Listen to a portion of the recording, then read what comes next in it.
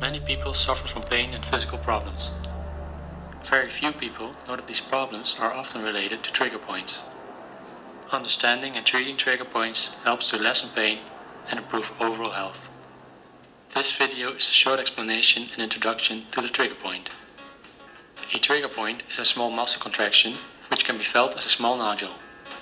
Pushing on this nodule is very painful.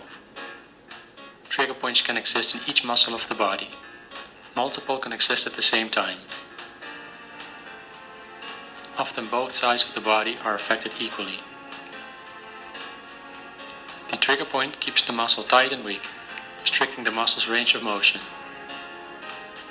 A trigger point can actively cause pain, or it can cause no pain unless touched.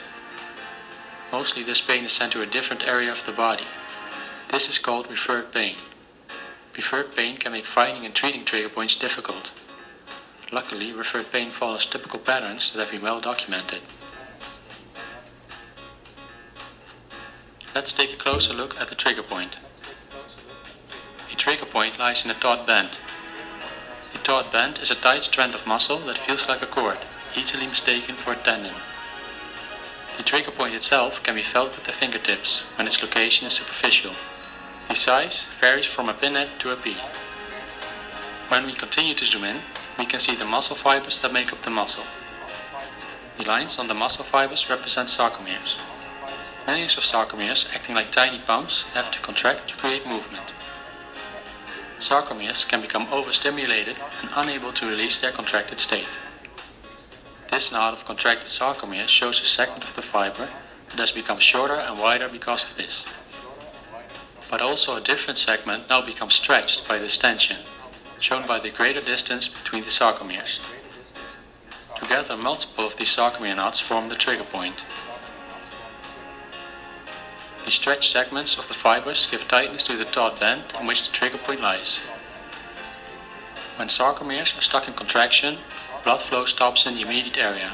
The resulting oxygen starvation and accumulation of waste products irritate the trigger point. The trigger point responds by sending out pain signals. In return, your brain will stimulate you to stop using the muscle, which further shortens and tightens up the muscle. Trigger points will not release without proper treatment. The most effective way to treat a trigger point is applying deep stroking massage directly to the trigger point. This can be done without the help of others. Deep stroking massage means performing a series of deep strokes across the trigger point nodule. In this example, a rubber bouncing ball is placed between the body and the wall to reach the trigger point in the lower trapezius on the back side of the body. You can see the ball moving slowly and deeply in short strokes from one side of the trigger point to the other. Series typically consist of about 8 to 12 strokes and are performed about 5 to 10 times a day.